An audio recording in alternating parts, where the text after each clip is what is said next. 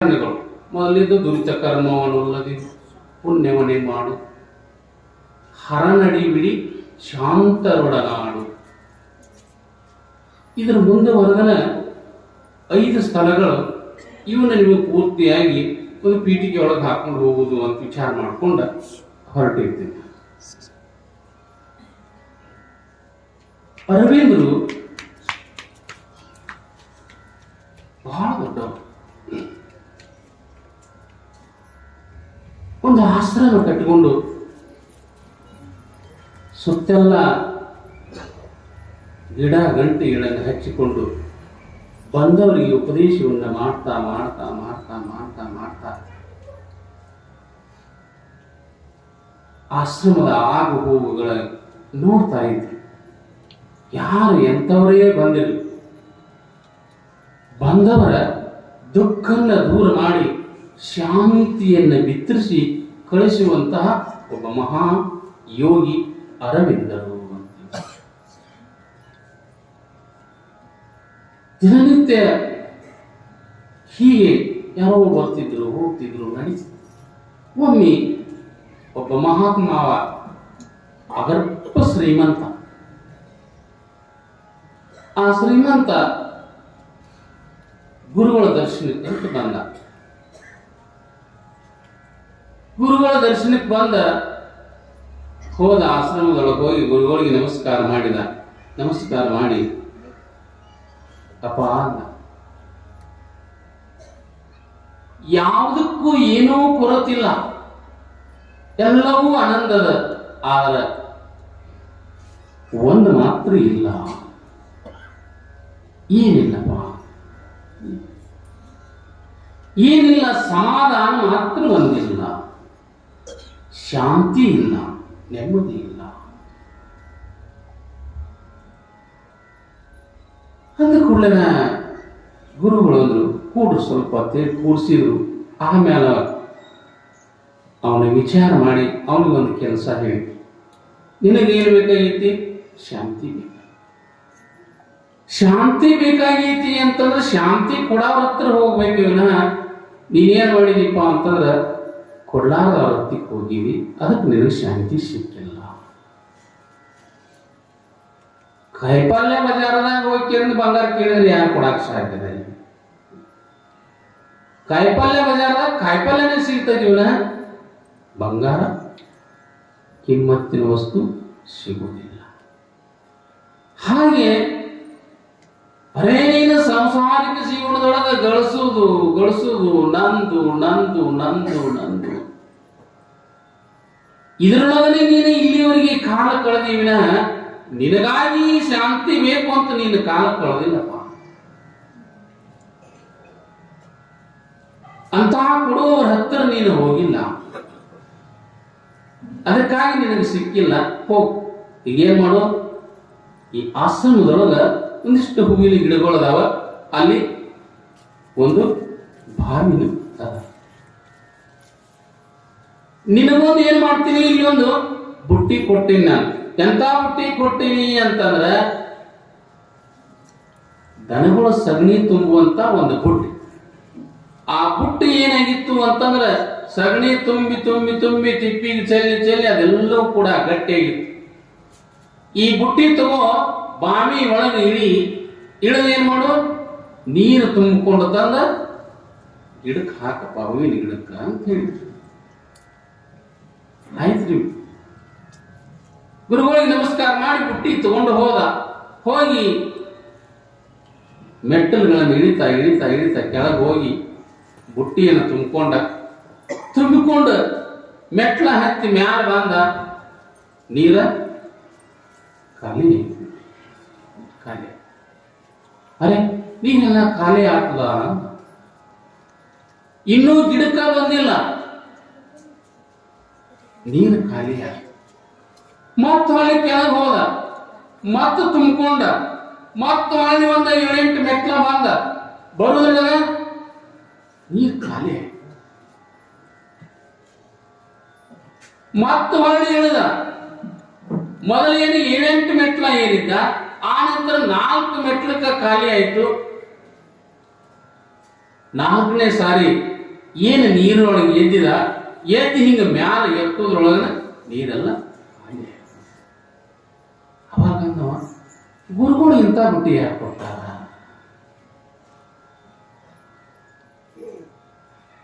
ಒಂದು ಹಣಿನೂ ಕೂಡ ಹೋಗಿ ನನಗೆ ಗಿಡಕ್ಕೆ ನೀರು ಹಾಕಕ್ಕಾಗಲಿಲ್ಲ, ಆದ್ರೆ ಇಂಥ ಬುಟ್ಟಿಯನ್ನ ಯಾಕೆ ಕೊಟ್ಟಾರ? ಗುರುಗಳನ್ನ ಕೇಳೋಣತ್ತೆ ಬುಟ್ಟಿ ತಗೊಂಡ ಅವ್ರ ಹತ್ತಿರ ಬಂದ, ಅಪ್ಪ ಈ ಬುಟ್ಟಿಯೊಳಗ ನೀರು ತುಂಬಿಕೊಂಡು ಮ್ಯಾಲ ಬಂದೆ, 1ನೇ ಸಾರಿ ನೀರು ಖಾಲಿ ಆಯ್ತು, 2ನೇ ಸಾರಿ ಒಂದು 18 ಮೆಟ್ಲ ಬಂದಿ ಅವಾಗ ಖಾಲಿ ಆಯ್ತು, 3ನೇ ಸಾರಿ 4 ಮೆಟ್ಲ ಏರಿ ನೀರು ಖಾಲಿ ಆಯ್ತು, 5ನೇ ಸಾರಿ ಆ ಬುಟ್ಟಿಯೊಳಗೆ ಹಿಂಗ ನೀರು ಮ್ಯಾಲಕ್ಕೆ ಎತ್ತೀನಿ, ಎತ್ತೋದ್ರೊಳಗನ ಎಲ್ಲವೂ ಅಲ್ಲೇ ಸೋರಿ ಹೋಗ್ಬಿಡ್ತು. ಇಂಥ ಬುಟ್ಟಿಯನ್ನ ಎದಕ್ಕೆ ಕೊಟ್ರಿ ಅನ್ನ ಅವಾಗ ತಮ್ಮ ಅಂದ್ರ ಇದಕ್ಕ ಮೊದಲು ಏನಾಗಿತ್ತು ಅಂತ ಕೇಳಿದ್ರು ಆ ಶ್ರೀಮಂತರಿಗೆ. ಇದಕ್ಕೆಲ್ಲ ಸಗಣಿ ಮೆತ್ಕೊಂಡಿತ್ರಿ. ಇದಕ್ಕೇನಾಗಿತ್ತು? ಸಗಣಿ ಮೆತ್ಕೊಂಡಿತ್ತು. ಈಗ ಏನಾಗೈತಿ? ಇದು ಬಹಳ ಸ್ವಚ್ಛ ಸ್ವಚ್ಛ ಸ್ವಚ್ಛ ಸ್ವಚ್ಛ ಅಷ್ಟ ಅಲ್ಲ, ಈ ಬುಟ್ಟಿ ಒಳಗ ಹೂಗಳನ್ನು ಹಾಕಬೇಕಂತ ಅನಿಸ್ಯದರಿ. ಆ ಬುಟ್ಟಿ ಒಳಗ ಹೂಗಳನ್ನು ಹಾಗಪ್ಪ, ನೀನು ಮೊದಲು ಬರುವಾಗ ಹೆಂಗಾಗಿದ್ದಿ ಅಂದ್ರೆ ಎಲ್ಲಾನು ಮೆತ್ತಕೊಂಡ ಬಂದು ಬಿಟ್ಟಿದ್ದಿ. ನಿನ್ನ ಏನಿತ್ತು ಅಲ್ಲ ಅವನ್ನೆಲ್ಲ ಮೆತ್ತಕೊಂಡು ಬಂದಿದ್ದಿ. ಯಾವಾಗ ನೀ ಗುರು ಸನ್ನಿಧಿಗೆ ಬಂದಿ, ಯಾವಾಗ ಸತ್ಸಂಗಕ್ಕೆ ಬಂದಿ, ಯಾವಾಗ ಗುರುವಿನ ಸಂಘವನ್ನು ನೀನು ಮಾಡಿದಿ, ಈಗ ನೀ ಹೇಗಾಗಿದಿ ಅಂತಂದ್ರ ಹೂವು ತುಂಬುವಂತ ಬುಟ್ಟಿ ಆಗಿದೆ, ನೀನು ಹೂ ತುಂಬುವಂತ ಬುಟ್ಟಿ ಆಗಿದಿ ಅಂತ ಗುರುಗಳು. ಅದಕ್ಕಾಗಿ दुनिया के सब राजा मिलकर जो चीज नहीं दे सकते, दुनिया के सब सैनिक मिलकर जो चीज नहीं दे सकते, जहां हजारों जन्मों के माता पिता मिलकर जो चीज नहीं दे सकते, वहां चीज सत्संग में हंसते हंसते सहज ही मिल जाते हैं. तो कभी कविता ಸತ್ಸಂಗದೊಳಗೆ ನಮಗೆ ಏನು ಸಿಗ್ತದ ಅಂತಂದ್ರ ಈ ಜಗತ್ತಿನೊಳಗ ಯಾರೂ ಕೊಡಲಾರ್ದಂತ, ಯಾರು ಕೊಡಲಾರ್ದಂತ ಸುಮಾರು ಜನ ರಾಜರು ಕೂಡಿದ್ರು ಕೂಡ ಒಬ್ಬ ವ್ಯಕ್ತಿಗೆ ಶಾಂತಿ ಕೊಡಕ್ಕಾಗುದಿಲ್ಲ, ಒಬ್ಬನಿಗೆ ಸಮಾಧಾನ ಕೊಡಾಕ. ಅಷ್ಟೇ ಅಲ್ಲ, 100 ಮಂದಿ ಸೈನಿಕರು ಕೂಡಿದ್ರು ಕೂಡ ಆ ವ್ಯಕ್ತಿ ಸಮಾಧಾನ ಕೊಡಾಕ. ಅಷ್ಟೇ ಅಲ್ಲ, 1000 ಮಂದಿ ತಾಯಂದಿರು ಕೂಡಿದ್ರು ಕೂಡ ಆ ವ್ಯಕ್ತಿಗೆ ಶಾಂತಿ ಕೊಡಾಕ ಸಾಧ್ಯ ಇಲ್ಲ. ಶಾಂತಿ ಅನ್ನೋದು ಅದು ಹೇಗೈತಿ ಅಂತಂದ್ರ ಸತ್ಸಂಗದೊಳಗೆ ಬಂದ್ರಿ ಅಂತಂದ್ರ ಸಹಜ ಸಹಜ ಮಿಲ್ತೆ ಹೈ. ಸುಮ್ಮನೆ ಹಿಂಗೊಂದಿಷ್ಟು ಬಂದು ಸತ್ಸಂಗದಾಗ ಕುಂತ್ರಿ ಅಂದ್ರೆ ಸಾಕು, ಮನುಷ್ಯನಿಗೆ ಏನೆಲ್ಲ ಮರೆತ ಶಾಂತಿ ಸಿಗಾಕ ಸಾಧ್ಯ, ಶಾಂತಿ ಸಿಗಾಕ ಸಾಧ್ಯ. ಅದಕ್ಕಾಗಿ ನಮ್ಮ ದುಃಖ ದುಮ್ಮಾನಗಳ ಮರಿಬೇಕಾತು ಅಂತಂದ್ರ ಶಾಂತರೊಡನಾಡು, ಶಾಂತರೊಡನಾಡು, ಸಜ್ಜನ. ಈ ಶಾಂತರು ಹೆಂಗ ಸಿಗುತ್ತಾರ ಅಥವಾ ಎಲ್ಲಿ ಸಿಗುತ್ತಾರ? ಎಲ್ಲಿ ಸಿಗುತ್ತಾರ ಅದನ್ನ ಮುಂದೆ ಹೇಳ್ತಾನೆ ನೋಡ್ರಿ. ಕರುಣವಿರಲಿ ಜೀವರು, ನಿನಗೆ ಒಂದು ವೇಳೆ ಶಾಂತರು ಸಿಗಬೇಕಾತು ಅಂತಂದ್ರ, ನಿನಗೆ ಸಜ್ಜನರು ಸಿಗಬೇಕಾತು ಅಂದ್ರ ನೀನೇನ್ ಮಾಡು? ಕರುಣವಿರಲಿ ಜೀವರು. ಸಂತ ತುಕಾರಾಮ್ ಇನ್ನೊಂದು ಕಡೆ ಬರೀತಾನೆ, ನನಗೆ ಮುಕ್ತಿ ಜನ ಸಂಪದ ಸಂತ ಸಂಘ ದೇಹಿ ಸದಾ. ಏ ವಿಠಲ, ಎಷ್ಟರ ಜನ್ಮಗಳನ್ನು ಕೊಡು ನನಗ, ನೀ ಕೊಟ್ಟಿರುವಂತ ಜನ್ಮದೊಳಗ ಸತ್ಸಂಗದೊಳಗ ಇರುವಂಗ ಕೊಡು ಅಂತ ಕೇಳ.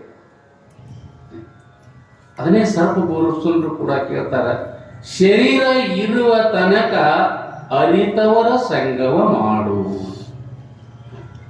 ಯಾರ ಸಂಘ ಮಾಡಬೇಕು? ತಿಳಿದವರು. ಅದಕ್ಕಾಗಿ ಈ ತಿಳಿದವರು ಸಜ್ಜನರು ಸಿಗಬೇಕಾತು ಅಂತಂದ್ರೆ ಏನ್ ಮಾಡ್ಬೇಕ್ರಿ? ಕರುಣವಿರಲಿ ಜೀವರು. ಕರುಣಾಗುಣ ಯಾರಲ್ಲಿ ಕರುಣಾಗುಣ ಅದ? ನಾವು ಕರುಣೆಯುಳ್ಳವರು ಆದಿವಿ ಅಂತಂದ್ರ ಅವಾಗ ನಮಗ ಶಾಂತರ ಸಿಗಕ್ ಸಾಧ್ಯ ಐತಿ. ಅದನ್ನೇ ಬಸವಣ್ಣವರು ಕೂಡ ಹೇಳ್ತಾರೆ, ದಯವಿಲ್ಲದ ಧರ್ಮ ಅನಾಹುದಯ. ದಯಾಗುಣ ಬೇಕು ಅಂತ. ದಯಾಗುಣ ಇತ್ತು ಅಂತಂದ್ರೆ ಅವೆಲ್ಲ ಸಿಗಾಕ್ ಸಾಧ್ಯ. ದಯವಿಲ್ಲದ ಧರ್ಮ ಆಹುದಯ, ದಯವಿಲ್ಲದ ಧರ್ಮ ಆಹುದಯ, ದಯವಿಲ್ಲದ ದಯವೇಬೇಕು ಸಕಲ ಪ್ರಾಣಿಗಳೆಲ್ಲ, ದಯವೇಬೇಕು ಸಕಲ ಪ್ರಾಣಿಗಳೆಲ್ಲ, ದಯವೇ ಧರ್ಮದ ಮೂಲ, ದಯವೇ ಧರ್ಮದ ಮೂಲ.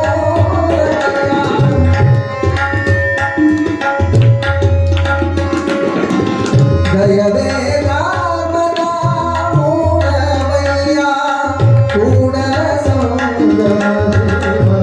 ಕಲ್ಲಯ್ಯ, ಕೂಡಲ ಸಂಗಮ ಕಲ್ಲಯ್ಯ,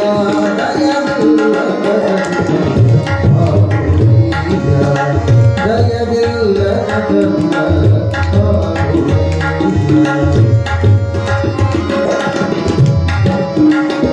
ದಯವಿಲ್ಲದ ಧರ್ಮ ಅನಾಹುದಯ. ದಯವೇ ಬೇಕು ಸಕಲ ಪ್ರಾಣಿಗಳೆಲ್ಲರಲ್ಲಿ. ದಯವೇ ಧರ್ಮದ ಮೂಲ, ಕೂಡಲ ಸಂಗಮ. ಕರುಣಾಗುಣ, ದಯಾ ದಯಾ ದಾಕ್ಷಿಣ್ಯಪರನಾಗಿರ್ಬೇಕು. ಸಮೀಪದಾಗ ಈಗ ಹೆಂಗ ಹುಲ್ಗಾಜಂಬಿಗೆ ಪಕ್ಕದಾಗ ಯಾವ್ದ್ರಿಂದ ರೂಗಿ. ಹಿಂಗೆ ಏನಾಗಿದ್ದು ಅಂದ್ರೆ ಒಬ್ರಿಗೊಬ್ರು ಬೀಗ್ತಾನಾಗಿದ್ದು. ಆದ ಸಂದರ್ಭದೊಳಗ ಇಲ್ಲಿ ಒಬ್ಬ ಹೆಣ್ಮಗಳನ್ನ ಅನಿ ಕೊಟ್ಟಿತ್ತು. ಇಲ್ಲಿ ಏನಾಗಿತ್ತು ಅಂತಂದ್ರೆ ತವರ ಮನೆಯೊಳಗ ಯಾರು ಇದ್ದಿದ್ದಿಲ್ಲ, ಒಬ್ಬಳೇ ಇದ್ರು. ತಂದೆ ತಾಯಿ ಇದ್ರು, ಸಾಕಷ್ಟೆಲ್ಲ ಸಂಪತ್ತದ ಇತ್ತು. ಹೀಗಾಗಿ ಗಂಡನ ಮನೆಯೊಳಗ ಗಂಡ, ಅತ್ತಿ ಇತ್ಯಾದಿ ಎಲ್ಲ ಕೆಲವು ಜನ ಇದ್ರು. ಮದುವೆಯಾಗಿ ಹೋದ್ದು ಆನಂದವಾಗಿ ಕೆಲವು ದಿನ ಜೀವನ ನಡೆದಿತ್ತು. ಒಂದು ಪ್ರಸಂಗ ನಡೀತು. ಕರ್ಮ ಧರ್ಮ ಸಂಯೋಗ ಯಾವಾಗ ಏನು ಬರ್ತದನೋ ಗೊತ್ತಿಲ್ಲ. ಅವಾಗ ಹಿಂದಿನ ಕಾಲದೊಳಗ ಕಾಲ ಅಂತ ತಿಳ್ಕೊಂಡು ಬರ್ತಿತ್ತು. ಒಮ್ಮೆ ಬಂತು ಅಂತಂದ್ರ ಇಡೀ ಊರನ್ನ ಸರ್ವನಾಶ ಆಗ್ತಿತ್ತು. ಅಂತಹ ಒಂದು ದೊಡ್ಡ ಪಿಡುಗ, ಅಂತಹ ಮಾರಿ ರೋಗ ಆ ಊರಿನೊಳಗ ಹೊಕ್ಕ ಏನಾಯ್ತು ಅಂದ್ರೆ ತಂದೆ ತೀರಿಕೊಂಡ, ತಾಯಿ ಒಬ್ಬಳೇ ಉಳಿದ. ಯಾವಾಗ ತಾಯಿ ಒಬ್ಬಳೇ ಉಳಿದ್ಲು, ಸಾಕಷ್ಟು ಸಂಪತ್ತು ಇತ್ತು. ಕೆಲವು ದಿವಸ ಅಲ್ಲಿ ಏನಾಗಿತ್ತು ಅಂತಂದ್ರೆ ಆ ಕಡೆ ಗಂಡನು ಕೂಡ ಒಂದು ಒಳ್ಳೆ ಕೆಲಸದಾಗಿದ್ದ. ಮನೆಯೊಳಗೆ ಅತ್ತಿ ತಾನು ಇಬ್ಬರೇ ಇರ್ತಿದ್ರು. ಇರ್ತಾ ಇರ್ತಾ ಇರ್ತಾ ಇರುವಾಗ ಸುಮ್ಮನೆ ಒಂದಿಷ್ಟು ಏನೋ ಸಣ್ಣ ಪುಟ್ಟ ವ್ಯತ್ಯಾಸಗಳು ಬಂತು. ಬಂದ ಸಂದರ್ಭದೊಳಗ ಆತ ಕೆಲಸದಿಂದ ಬಂದ ಕೂಡಲೇನ ಸುರುನ ಹಾಕಿದ್ರಿ. ಹಿಂಗೆ ಇದು ನಡೀತು ನಡೀತು ನಡೀತು ನಡೀತು. ಅವನಿಗೂ ಸಾಕಷ್ಟು ಬ್ಯಾಸರಕ್ಕೂ ಬಂದಿದ್ದ. ಅಷ್ಟರೊಳಗಾಗಿ ಏನಾಗಿತ್ತು ಅಂತಂದ್ರ ಊರ ಪಕ್ಕದೊಳಗನ ಅವ್ರ ಹೊಲ ಇತ್ತು. ಆ ಹೊಲಕ್ಕ ಹೋಗುದು ಬರುದು ತನ್ನ ಕಾಯಕದೊಳಗೆ ತೊಡಿಕೊಂಡಿದ್ದ ಆ ವ್ಯಕ್ತಿ. ಇಂತಹ ಸಂದರ್ಭದೊಳಗೆ ಒಂದು ದಿವಸ ತಾಯಿನ ನೋಡಿಕೊಳ್ಳೋರು ಯಾರು ಇಲ್ಲ ಅಂತೇಳಿ ಗಂಡನಿಗೆ ಹೇಳಿ, ಇಲ್ರಿ ನಮ್ಮವ್ವನ್ ನೋಡ್ಕೊಳ್ಳೋರು ಯಾರು ಇಲ್ಲ, ಇಲ್ಲೇ ನಾ ಕರ್ಕೊಂಡು ಬಂದ್ಬಿಡ್ತೀನಿ ಅಂತ. ಆಯ್ತು ಕರ್ಕೊಂಡಪ್ಪ ತಿಳ್ಕೊಂಡ. ಆಕಿನ ಕರ್ಕೊಂಡು ಬಂದ್ರು. ಕೆಲವು ದಿವಸ ಬಹಳ ನಡೀತು. ನಡೆದ ಪ್ಲೇನ ಇದು ಇರುವುದರಲ್ಲ ವ್ಯತ್ಯಾಸಗಳು. ಅವರವರು ಸ್ವಲ್ಪ ಜಾಸ್ತಿ ಕಾಳಜಿ ಮಾಡ್ತಿದ್ವು, ಅತ್ತಿನ ಸ್ವಲ್ಪ ಕಡಿಮೆ ಕಾಳಜಿ ಮಾಡ್ತಿದ್ವು. ಅತ್ತಿನ ಕಾಳಜಿ ಕಡಿಮೆ ಮಾಡ್ತಿದ್ವು. ಹಿಂಗಿದ ನಡಿಕೊಂಡು ಬಂತು. ಒಂದ್ ದಿವಸ ಅಲ್ಲಿ 2 ದಿವಸ ಅಲ್ಲಿ ನಡ್ಕೊಂಡು ಬಂದ್ ಅವ ಅಂದ, ಇದನ್ನ ಕೇಳಿ ನನಗೂ ಸಾಕಾತು, ನಮ್ಮವ್ರು ಹೊಲದಾಗ ಇಟ್ಬಿಟ್ಟು ನೋಡಂದವ. ನಮ್ಮವ್ರು ಹೊಲದಾಗ ಇಡ್ತಾನ ತಿಳ್ಕೊಂಡು ಅದು ಏನು ಮಾಡಿದ, ಹೊಲದಾಗ ಬಂದ ಗುಡಿಸಲ, ಆ ಗುಡಿಸಲವನ್ನ ಕಟ್ಟಿ ತಾಯಿಗೆ ತಾನೇ ಒಯ್ದು ಊಟವನ್ನು ಕೊಡ್ತಿದ್ದ. ಒಂದ್ ದಿವಸ ಅಲ್ಲ 2 ದಿವಸ ಹೀಗೆ ತಾನೇ ಮಾಡ್ತಿದ್ದ. ಒಳ್ಳೆ ಮಳೆ ಆಗಿತ್ತು, ತೋಟ ಎಲ್ಲ ಹಚ್ಚ ಹಸರಾಗಿತ್ತು. ಆ ಹೊಲದ ತುಂಬ ಎಲ್ಲ ಬದುವಿಗೆ ಅಲ್ಲಲ್ಲಿ ತಿನ್ನೋದು ಈಸುಗಳು, ಸೌತಿಕಾಯಿ, ಆಜಿಯಾಗಿ, ಗಾತ್ರಿ, ಮೆಣಸಿನಕಾಯಿ ಇತ್ಯಾದಿ ಎಲ್ಲ ತಿನ್ನುವ ಪದಾರ್ಥಗಳನ್ನು ಬದುವಿಗೆಲ್ಲ ಬೆಳೆಸಿದ್ರು. ಆಜಿ ಆನಂದವಾಗಿ ಕವಲ ಮಾಡ್ಕೊಂತ ಕೊಟ್ಟಿರುವಂತ ಊಟದವನ್ನ 3 ಹೊತ್ತು ಮಾಡಿ ಪಾಡ್ದಾಗ ಆರಾಮಾಗಿದ್ದ. ಇಲ್ಲಿ ಇವರು ಅವ್ವ ಮಗಳು ಇವರು ಆರಾಮಾಗಿದ್ರು. ಇವ್ರು ಹೋಗಿ ನಾಯನ ಅವನೇ ಭಾಳ ಹೇಳಂಗಿದ್ರು, ಗೊತ್ತಿರ್ತಾರಲ್ಲ. ಆದ್ರೆ ಇಲ್ಲಿ ಏನ್ ನಡೀತು ಅಂತಂದ್ರ, ಒಬ್ಬ ಮಹಾತ್ಮರು ಒಂದಿಷ್ಟು ಶಿಷ್ಯರನ್ನ ಕರ್ಕೊಂಡು ಹೊರಟಿದ್ರು. ಬಹಳ ದೂರದಿಂದ ಅವರು ನಡ್ಕೊಂಡು ಬಂದಿದ್ರು.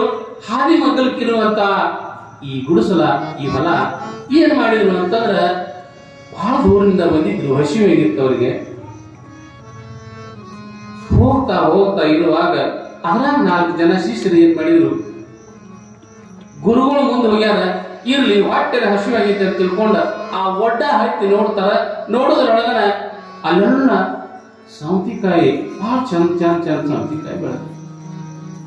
ಆ 4 ಜನ ಶಿಷ್ಯರು ಏನ್ ಮಾಡಿದ್ರು, ಸೌತಿಕಾಯಿ ಹರ್ಕೊಂಡ ಒಬ್ರಿಗೊಬ್ರು ಹೇಳಕತ್ತೀರಿ, ಬಹಳ ಚಲೋ ಅದಾವ ಸೌತಿಕಾಯಿ, ನೀತುವ ಅನ್ನೋದ್ರಾಗ ರಾಜಿ ಹೊರಗೆ ಬಂತು. ಹೊರಗೆ ಬಂದ ಯಪ್ಪ ಅಂದ, ನೀವು ತ್ರಾಸ ತಗೋಬೇಡ್ರಿ, ನಾ ಎಲ್ಲ ಹರಕ್ ಕೊಡ್ತೇನೆ ನಿಂದ್ರ ಅಂದ. ನೀವು ತೊಂದರೆ ತಗೋಬೇಡ್ರಿ, ನಾ ಹರಕ್ ಕೊಡ್ತೇನೆ ನಿಲ್ಲಿ ಅಂತ ತಿಳ್ಕೊಂಡು ಅವ್ರನ್ನ ನಿಲ್ಲಿಸಿ ಬದುವಿಗೆ ಅಡ್ಡಾಡಿ ತಂದ ಎಷ್ಟು ಮಂದಿ ಇದ್ರಲ್ಲ ಎಲ್ಲರಿಗೆ ಎಡ್ಯಾಡಿ ಸೌತಿಕಾಯಿ ಬರುವಂಗ ಹರಿದು ಕೊಟ್ಲೆ. ಇವರು ತಿನ್ಕೋಂತ ಗುರುಗಳ ಹತ್ತಿರ ಹೋದ್ರು. ಗುರುಗಳ ಹತ್ತಿರ ಹೋದ ಕೂಡಲೇ, ಅಪ್ಪ ಆ ಅಜ್ಜಿ ನಮಗ ಸೌತಿಕಾಯಿ ಹರಿದು ಕೊಡ್ಲ್ರಿ, ಹೊಟ್ಟೆ ಬಹಳ ಹಸಿವಾಗಿತ್ತು, ಏನು ಸೌತಿಕಾಯಿ ತಿಂದಿವಿ, ಆನಂದ ಅನಿಸ್ತೀರಿ, ಶಾಂತ ಅನಿಸ್ತೀವಿ, ಸಮಾಧಾನ ಅನಿಸ್ತೀವಿ. ಅವಾಗ ಗುರುಗಳು ಅಂದ್ರು, ಹೌದಾ ಬಹಳ ಚಲೋ, ಹಂಗಾರ ಆ ಮುದುಕಿ ಬಂಗಾರ ಆಗಲಿ ಅಂತ, ಬಂಗಾರ ಅಂತ ಮುದುಕಿ ಬಂಗಾರ ಆಗಲಿ ಅಂತ ಆಯ್ತು ಅಂತ ತಿಳ್ಕೊಂಡು ಇವರು ಹೋದ್ರು. ಆ ಕಡೆ ಸಾಯಂಕಾಲಕ್ಕೆ ಮಗ ಬಂದು ನೋಡಿದ್ರಾಗ ಅವ್ರ ಬಂಗಾರ ಆಗಿಬಿಟ್ಟಿದ್ವಿ. ಅವ್ರ ಬಂಗಾರ ಆಗಿತ್ತು, ಬಹಳ ಖುಷಿ ಆಗಿತ್ತು. ನೋಡ್ತಾನ ನಮೋ ಬಂಗಾರ,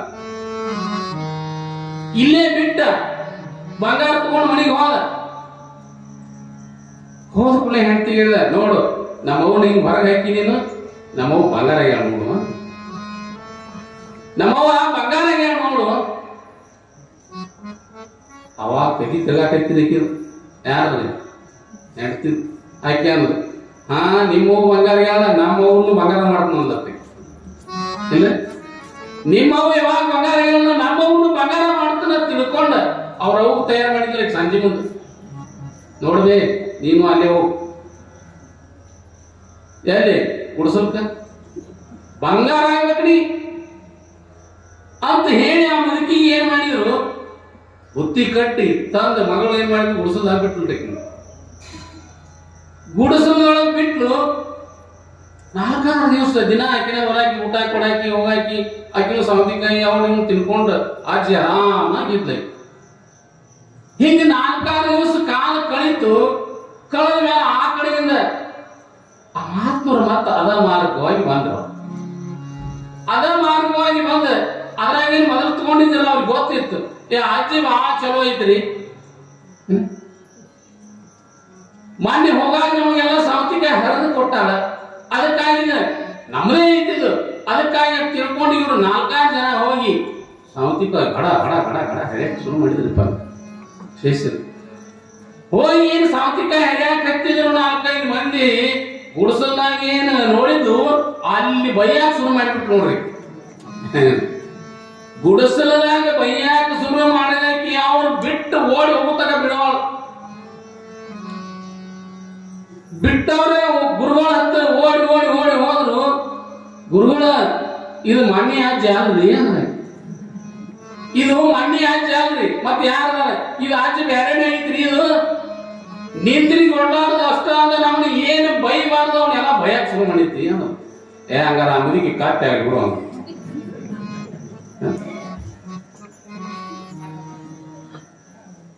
ಮಗಳು ಬಂದು ಗುಡಿಸಲ್ದಾಗ ಹೋಗಿ ನೋಡ್ತಾಳ, ಅವರು ಕಾಟೆಗಿದ್ದು ಅವ್ರೇನಾಗಿಲ್ಲ ಕಾಟೆಗಿದ್ದು. ಕಾಟೆಗಿದ್ದು ಮುಂದೆ ಹೋಗ್ತಾಳ ಹಾಯ ಕೊಡಾಕತೈತಿ, ಹಿಂದೆ ಹೋಗ್ತಾಳ ಒಲೆಯ ಕೊಡಾಕತೈತಿ. ದಯಾಗುಣ, ಯಾರಲ್ಲಿ ದಯಾಗುಣ ಅದ ಅವ್ರಿಗೆ ಏನಿಸ್ತದೆ? ದಾಕ್ಷಿಣ್ಯ ಗುಣ. ಎಲ್ಲರಲ್ಲಿನೂ ಕೂಡ ದಯಾವಂತನಾಗಬೇಕು, ಗುಣವಂತನ. ಅದಕ್ಕಾಗಿ ಯಾರೇ ಬಂದಿರಲಿ ಒಂದು ತುತ್ತು ನಾವು ಪ್ರಸಾದವನ್ನು ಕೊಟ್ಟಿವಿ ಅಂತಂದ್ರೆ, ಅವರು ಆನಂದವಾಗಿ ನಿಮ್ಮನ್ನು ಹರಿಸಿದ್ರು ಅಂತಂದ್ರೆ ಅದು ನಿಮಗೆ ಗೊತ್ತಾಗಲಾರ್ದಂಗ ನಿಮಗ ಮುಟ್ಟಿರ್ತದೆ ಅಂತ ತಿಳ್ಕೊಂಡು. ಈಗ ಆಶೀರ್ವಾದ ಮಾಡ್ತಾರೆ ಗುರುಗಳು. ಆಶೀರ್ವಾದ ಅನ್ನೋದು ಯಾರ ಕಡೆಗೆ ಕಾಣ್ತದೆ? ನೀವು ಯಾರಿಗಿದೆ ಕಂಡಕ್ತಿಲ್ಲ, ಕಾಣಂಗಿಲ್ಲ. ಯಾರು ಪಡ್ಕೊಂಡಿರ್ತಾರಲ್ಲ ಅವ್ರಿಗೆ ಗೊತ್ತದು. ಅದಕ್ಕಾಗಿ ಶಾಂತರು ಸಿಗಬೇಕಾತು ಅಂತಂದ್ರೆ, ಸಜ್ಜನರು ಸಿಗಬೇಕಾತು ಅಂತಂದ್ರೆ ಕರುಣಾಗುಣ, ಕರುಣ ವಿರಲಿ ಜೀವರು ನೀತಿ ವಿಧನ. ನಮಗ ಸತ್ಪುರುಷರು ಸಿಗಬೇಕಾತು ಅಂತಂದ್ರೆ, ಸಜ್ಜನರು ಸಿಗಬೇಕಾತು ಅಂತಂದ್ರೆ ಕರುಣೆಯುಳ್ಳವರಾಗಿ. ಅದಕ್ಕಾಗಿ अपने दुख में रोने वाले मुस्कुराने सीखे, औरों के दुख दर्द में तो आंसू बहाना सीखे। आप खाने में मजा नहीं है, दूसरों के खिलाने में। 4 दिन का जिंदगी है, किसी को कम दिल ना सीखे। देखो कवि ಮಹಾತ್ಮ ಹೇಗಿರ್ತಾನ ಅಂತಂದ್ರ, ಇನ್ನೊಬ್ಬರ ನೋವನ್ನ, ಇನ್ನೊಬ್ಬರ ದುಃಖದೊಳಗ ಬಾಗಿ ಯಾವ ಆಗ್ತಾನಲ್ಲ, ಇನ್ನೊಬ್ಬರ ದುಃಖನ ಯಾವ ದೂರ ಮಾಡ್ತಾನಲ್ಲ, ಅವನಿಗೆ ಮಹಾತ್ಮ, ಅವನಿಗೆ ಸಜ್ಜನ, ಅವನಿಗೆ ಸತ್ಪುರುಷ. ಅದಕ್ಕಾಗಿ ನಾವೊಬ್ಬ ಆನಂದವಾಗಿರೋದಲ್ಲ, आप खाने में मजा नहीं, दूसरों के खिलाने में है. 4 ದಿವಸದ ಜೀವನ ಇದು, ಯಾವಾಗ ಹೋಗ್ತೀವಿ ಗೊತ್ತಿಲ್ಲ. ಆದ್ರೆ ಇರೋದ್ರೊಳಗನ ಏನನ್ನ ನಾವು ಪಡ್ಕೋಬೇಕಾಗೈತಿ ಅದನ್ನ ಪಡ್ಕೊಂಡ ಹೋಗ್ಬೇಕು. ಅದಕ್ಕೆ ನಿಜಗುಣರು ಕೂಡ ಬರ್ತಾರೆ ಬಹಳ ಚಂದ. ಇದೊಂದು ದೇಹವನ್ನು ನಿನಗಿತ್ತೆ, ಎಷ್ಟೋ ಜನ್ಮಗಳನ್ನ ತಿರುಗಿ ತಿರುಗಿ ತಿರುಗಿ ಬಂದಿದಿ. ಅದಕ್ಕಂತಾರ ಇದೊಂದು ದೇಹವನ್ನು ನಿನಗಿತ್ತು ತಪವಾಂತು ವರಮುಕ್ತಿ ಪಡೆಯದೆ ಮನುಜ.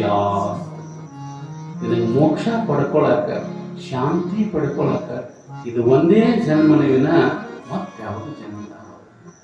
ಮುಂದೆ ನೀನು ಹೀಗೆ ಹೋಗ್ತಿ ಅಂತ ಗೊತ್ತಿಲ್ಲ. ಒಂದು ವೇಳೆ ನಮ್ಮ ಕೈಯಾಗ ಹುಟ್ಟುವುದಿತ್ತು ಅಂತ ನಾವ್ ಹೆಂಗ್ ಮಾಡ್ತಿದ್ವಿ? ನಾವ್ಯಾಕೆ ಬಡ ರೊಟ್ಲಿ ಹುಟ್ಟಿದ್ವಿ ಹೇಳಿ? ಎಲ್ಲರೂ ಶ್ರೀಮಂತರಾಗೆ ಹುಟ್ಟಿಬಿಡ್ತಿದ್ವಿ. ಅಥವಾ ಕಾರ್ಗೆ ಯಾಕೆ ಹುಡ್ತಿದ್ವಿ? ಎಲ್ಲರೂ ಬೆಳಗಿನ ಊಟ ಕೊಡ್ತಿತ್ತು ಇಲ್ಲ. ಆದ್ರೆ ನೀ ಹುಟ್ಟಿಸಿದಲ್ಲಿ ಹುಟ್ಟಿ, ನೀ ಕೊಂದಲ್ಲಿ ಸಾಯದೆ ಎನ್ನ ಹೊಸವೇಯ ಹೊಸ ಭಾಷೆ. ನೀ ಹುಟ್ಟಿಸಿದಲ್ಲಿ ಹುಟ್ಟಿ, ನೀ ಕೊಂದಲ್ಲಿ ಸಾಯದೆ ಎನ್ನ ವಶಕ್ಕೆ. ನಮ್ಮ ಕೈಯಾಗಿ ಏನದಲಿ ಎಲ್ಲವೂ ಕೂಡ ಭಗವಂತನ ಇಚ್ಛೆಯಿಂದ ತಿರುಗ್ತದ. ಅದಕ್ಕಾಗಿ ಆ ಸಜ್ಜನರ ಸಹವಾಸವನ್ನ ಸಿಗಬೇಕಾತು ಅಂತಂದ್ರೆ ಕರುಣಾಗುಣ ಅಂತ ಕರುಣಾಗುಣ ನಾವು ಪಡ್ಕೊಂಡು. ಒಬ್ಬ ಭಾಳ ಜಿಪುಣಿ ಇದ್ರಿ, ಹೆಂಗ್ ಜಿಪುಣಿ ಇದ್ದಂದ್ರೆ ಯಾರಿಗೂ ಏನೋ ಕೊಡಾರ್ದಂತಾವ ಇದ್ದಾವ. ಒಮ್ಮಿಬ್ರು ಭಾಳ ಚಂದ ಇದ್ರು ಅವ್ರು ಗಂಡ ಹೆಂಡತಿ. ಸಾಯಂಕಾಲ ಇದೆ ಹೊಂಟ, ಸಾಯಂಕಾಲಕ್ಕೆ ಹೊರಟ ಏನೋ ತರ್ಬೇಕಂತ ನಡ್ಕೊಂಡು ಹೋದ. 4-5 ಕಿಲೋಮೀಟರ್ ಹೋದ. ಹೋಗು ಮುಂದೆ ಏನ್ ಮಾಡಿದ ಅಂತಂದ್ರ ಹೊಳ್ಳಿ ಬಂದ ದೀಪ ಹಚ್ಚಿ ಯಾಕೆ ಊಟ ಮಾಡೋದೈತಿ, ಈಗ ಏನದಲ್ಲ ಸ್ವಲ್ಪ ಬೆಳಕೈತಿ, ಸ್ವಲ್ಪ ಸ್ವಲ್ಪ ಕತ್ತೈತಿ, ಆದ್ರೂ ಕೂಡ ಇದನ್ನ ಏನ್ ಮಾಡು ಸ್ವಲ್ಪ ಊಟ ಮಾಡ್ಕೊಂಡ ಹೋಗ್ಬಿಡು ಅಂತ ತಿಳ್ಕೊಂಡು ಊಟ ಮಾಡಿ ನಡ್ಕೊಂಡು ಹೋದ್ರೆ. ಊಟ ಮಾಡಿ ನಡ್ಕೊಂಡು ಹೋದ. 5-6 ಕಿಲೋಮೀಟರ್ ಹೋದ ಕೂಡ ನೆನಪಾಗ್ತಾವ, ಓ ನಾ ಊಟ ಕೂತ ನಾನು ಹೆಂಡತಿ ದೀಪ ಹಚ್ಚಿಟ್ಟಿದ್ದು ಆಷಾಢಿದ್ದು ಅಂತಮ್ಮ. ನಾ ಊಟಕ್ಕೆ ಕೂತಾಗ ಚಿಮಣಿ ಹಚ್ಚಿಟ್ಟಿದ್ದು. ಈಗ ನಾ 8 ಕಿಲೋಮೀಟರ್ ಬಂದನು, ಇಟ್ಟೋದಕ್ಕೆ ದೀಪ ಆಷಾಢ ಇಲ್ಲೋ, ಬಹುಶಃ ಆಶ್ಚರ್ಯಕ್ಕೆ ಇಲ್ಲ ಅಂತ ತಿಳ್ಕೊಂಡು 8 ಕಿಲೋಮೀಟರ್ ವಾಪಸ್ ಬಂದತ್ರಿ. 8 ಕಿಲೋಮೀಟರ್ ವಾಪಸ್ ಬಂದ ಹೆಂಡತಿ ಕೇಳ, ಯಾಕೆ ಬಂದ್ರಿ ಅಂತ. ಏನಿಲ್ಲ, ನೀ ದೀಪ ಹಚ್ಚಿದ್ದಲ್ಲ ಊಟಕ್ಕೆ ಕೊಡಾಗ, ಅದಕ್ಕಾಗಿ ನೀ ಆರ್ಸಿ ಇಲ್ಲೋ ಅಂತ ಹೇಳಿ ಹೋಗ್ಬೇಕು, ನೋಡಿ ಹೋಗ್ಬೇಕು ಬಂದಿ. ಅಯ್ಯೋ ಮಾರಾಯ, ಎಷ್ಟು ಕಿಲೋಮೀಟರ್ ಹೋಗಿದ್ದಿ ಅನ್ಲತ್ತೆ. 8 ಕಿಲೋಮೀಟರ್ ಹೋಗಿ 8 ಕಿಲೋಮೀಟರ್ ಹೋಗಿ 8 ಕಿಲೋಮೀಟರ್ ಬಂದಿ ಅಂದ್ರೆ ನಿನ್ ಚಪ್ಪಲ್ 2 ಸಾವಿರ ಅನ್ಲತ್ತೆ. ನೀನು ಚಪ್ಪಲ್ 2 ಸಾವಿರ ಅಂತ, ನಾ ಭಾಳ ಶಾಣೆ ಆಗೇನ, ಅದಕ್ಕಾಗಿ 2 ಬಲ್ಲ ಹಿಡ್ಕೊಂಬಂದ ನೋಡಲ್ಲ. ಕರುಣಾಗುಣ, ನಮ್ಮಲ್ಲಿ ಕರುಣೆಯ ಗುಣ ಇರ್ಬೇಕು. ಅದಕ್ಕಾಗಿ ದಯವಿಲ್ಲದ ಧರ್ಮ ಅದಾ ಉದಯ ಎನ್ನುವಂತ ನಾಳೆ ನ್ಯೂಸ್ ನೋಡೋಣ. ಒಂದು ಪದ್ಯ ಕೇಳಿ ಸಿದ್ಧಲಿಂಗೇಶ್ವರ ಹೋಗೋಣ.